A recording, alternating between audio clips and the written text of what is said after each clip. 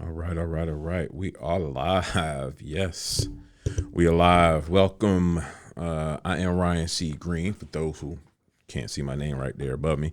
But this is an impromptu live. I wanted to go live. I just wanted to share a little bit of information today, something that will hopefully help somebody, or I know it's going to help somebody, but because we're doing the live workshop coming up on Thursday, I wanted to share a little bit, some insight for those who don't know, something that can help you all as an author, as an expert. Let me just make sure we're good here. Yep.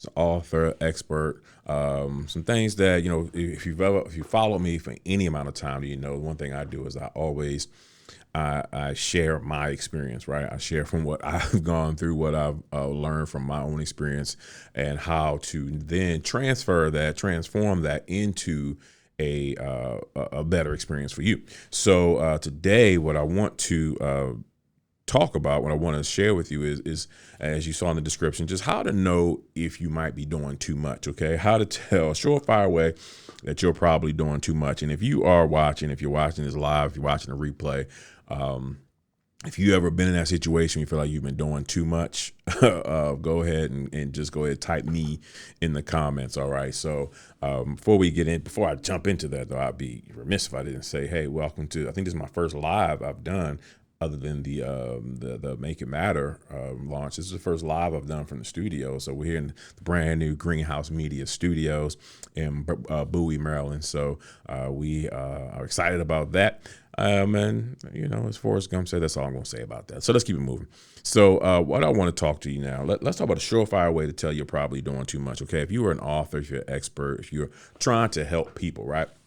I want to give you a couple of things that I've seen or experienced that may be a sign that you're doing too much. And what I mean by doing too much is simply that, we're all out here as you're an expert, as you're a student to whatever it is that you do.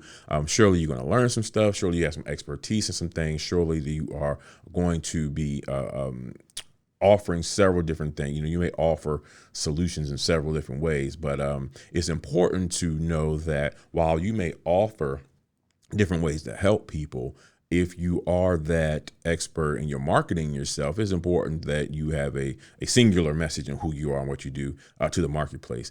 So I want to talk a little bit about that and some things that will kind of show if you are falling into the category of you might be doing too much, and then how you can kind of hone that in and make sure that you are streamlining what it is that you do to help you grow more business and become a top earning author. Okay, so first and foremost, and I've been here. Okay, let me know if this has happened to you. Your people will contact if people are contacting you, and their first question to you is, what exactly do you do? What exactly do you do? If people are asking you, what exactly do you do? That's a surefire way that they're confused, right? And being confused by saying that you might either one, your messaging isn't clear, or you have too many messages, right? So I know for myself, like I've been there where I know I've been doing author coaching and book publishing for 16 years, right? So there's a lot of things that I know about the industry. And so I've been victim to wanting to show people, hey, I can do this. I can help you with this. I can help you with that. I can help you with that. If you need this, I can do with that, because literally I could do it all. Like I know enough about the industry. I had enough experience to help people do just about anything in the publishing field. The problem lies in when people come in. Typically, people will come with a very specific problem that they want to solve, though, right? They'll have a very specific issue that they're looking to solve. They'll have a very specific challenge they're trying to overcome. So they have a very specific challenge. Say, hey, I'm looking for someone to help me with my sales copy. Let's just use that as an example. Look for someone to help me with my sales copy for my project. And you're marketing yourself as, you can help with writing the book, marketing the book, sales copy, website building, all this kind of stuff, whatever, anything, you're marketing yourself as that expert. You can do everything. Then they're a little confused, right? So they're like, well, what do you do? How can you help me? So what you want to do is really, figure out what it is, what's going to be your calling card, what's going to be your main thing. I like to say, what's going to be your Xerox. When you think about Xerox is a verb that we kind of use it as a verb. We say, hey, we're going to go Xerox something, but really we're photocopying, right? Xerox is the brand, but Xerox has taken over that brand so much that they became the verb, whereas Xerox still, they do many more things than just photocopies, right? But that was their bread and butter. That's what they were known for. So you really want to hone in on and figure out for yourself what's going to be your bread and butter, what's going to be the thing that you are going to be known for, and do that, because that's what is going to really help, one, set you apart, but two, also help you focus on the solutions that you provide. Now, what'll happen is this: you, just because you focus on one thing, say, well, Ryan, I can do all these things though. I don't want to leave money on the table. Well, if you're not getting any clients, then there is no money on the table, right? So it's better to have a client come to you for one thing and you get that client, and then you service them at an excellent level, than to try to tell everybody that you do everything and no one wants to come, right? So what happens is you get those people in for that one solution, and then once you have the client sign it, then you can start to help explore what other options they may, what other things they may need, what other services you may be able to provide to them. So you're doing it that way. So you don't worry about marketing everything. You want to make sure that you're able to talk to them about a specific problem and a specific thing that you can help them solve. Okay, so let's go to the next one. The next thing is, if you're struggling trying to decide, what to market and what to do each day. Each day we're out here, you got to go and tell someone about your business, someone about what it is that you do. And if you're struggling daily trying to decide what you want to talk about today, you might be doing too much, right? You might be out there trying to wear too many hats at one time. So you should, your messaging and what you want to talk about each day really should be easy to come up with, because it's the same thing. It's the same focus. Okay, it's not necessarily the same exact content, but it's the same focus, the same subject matter, and that should be able to help you easily decide what you're going to talk today, what problems you're going to solve today. All right, so when you're out there and you're trying to position yourself in the marketplace, and I know it can be challenging, because when we see, when you're in business, what do we do? Especially with social media. Social media, the second you post something about what you do, social media seems like they're hell-bent on showing you every single person in the world who also does what you do, and like your competition. So it's easy to think that, oh man, this person is doing it this way, this person is doing that, this person is doing that, because that's the way the algorithms are set up. So if you post something about helping people develop a positive mindset, now all of a sudden all Facebook sees is positive mindset, right? So they're going to start showing you everybody who's paying Facebook to tell the world about them helping people with positive mindsets. So the thing is that you got to understand that even though, they're out there, there are billions of people on Facebook, billions of people in the world.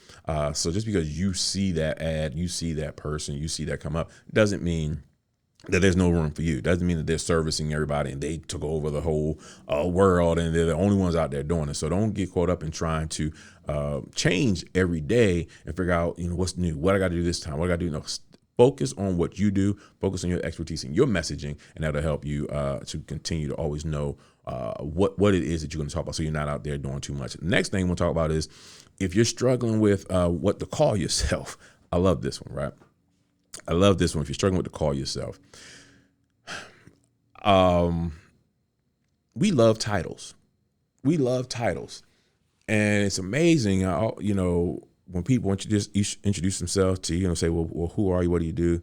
And it's, I'm a this, I'm a that. I would say I'm an author, public speaker, motivator, author, a life coach, and blah blah blah blah blah. All these things. It's like, okay, well, that's what you do, right? That's what you do, but that's really not your title. Like, we need to really focus on what problem you solve. Okay, if we get rid of trying to put all the titles, like if we go to your web page and your web page is saying, such and such is an engineer, a tech advisor, a graphic designer, a housekeeper, that doesn't matter in the marketplace. Okay, those are just occupations. Those are just things you do. But what you want to focus on is the problem that you solve. Okay, what is it that you do? Your job is to be a professional problem solver, and that's the problem the problem that you solve is what you want to focus on making your title. Okay, so focus on that.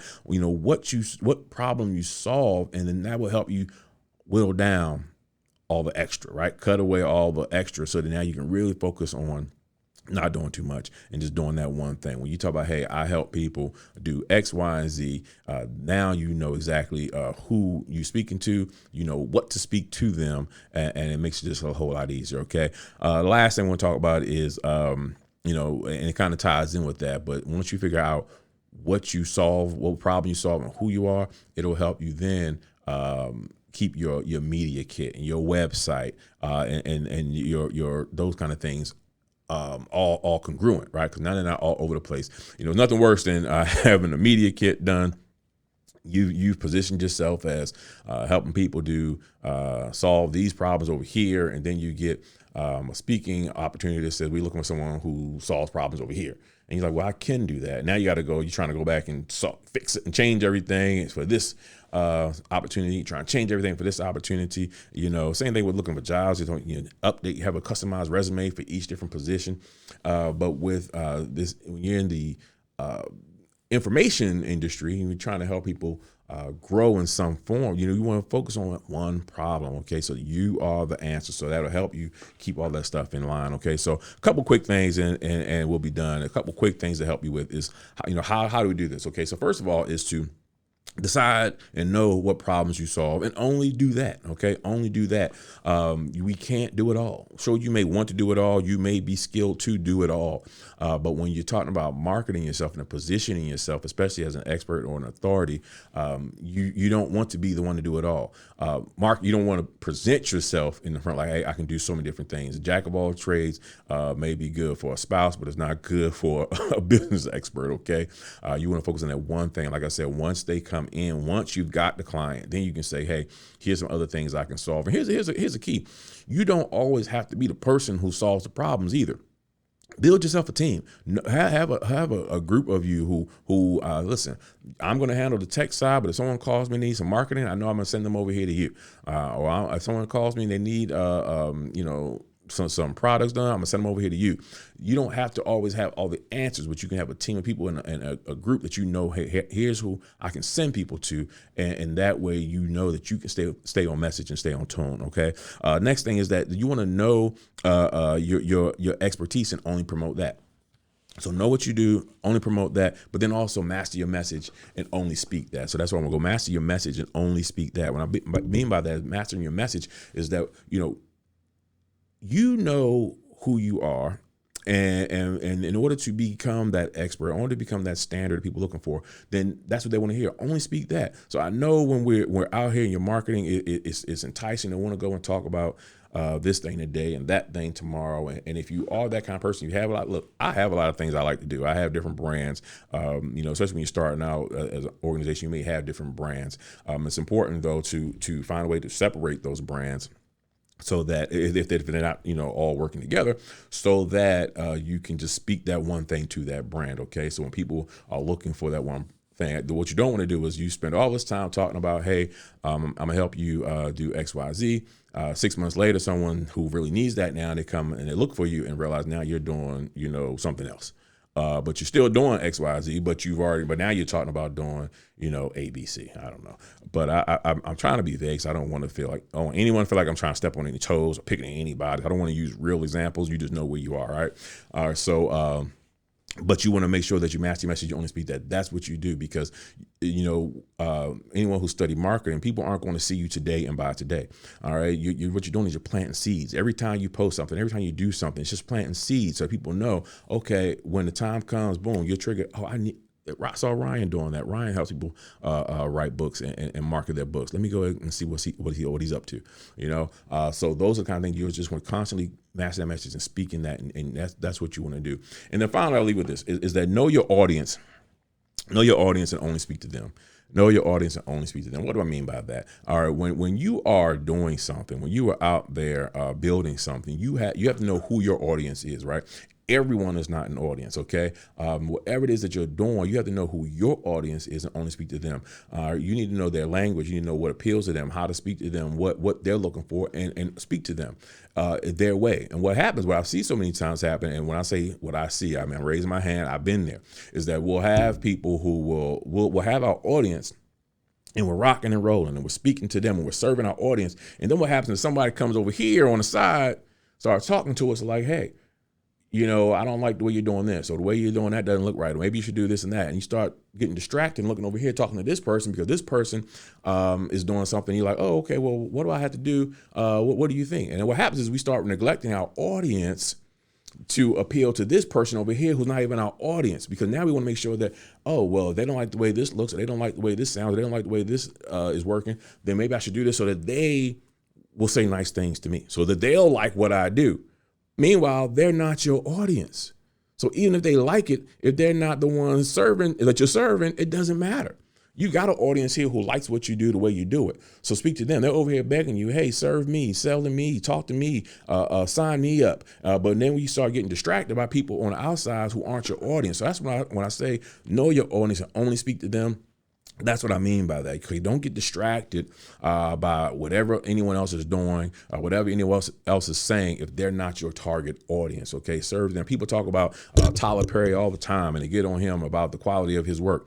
And regardless of what you think about his work, Tyler Perry knows who his audience is, and his audience has made him over $1 billion, right? His audience has helped him build $1 billion empire where he's doing the work he wants to do because he didn't listen to the naysayers or those who he wasn't trying to serve, right? So you got to make sure that you do that as well with what you do, with whether whatever it is that you are teaching and helping people solve, okay? So as you position yourself as a professional problem solver, and what I specialize in is helping you take that information, take that knowledge and monetize it through writing books and doing online courses. So I want to invite you, if you haven't done so already, if you haven't seen here it is, right? Let me see.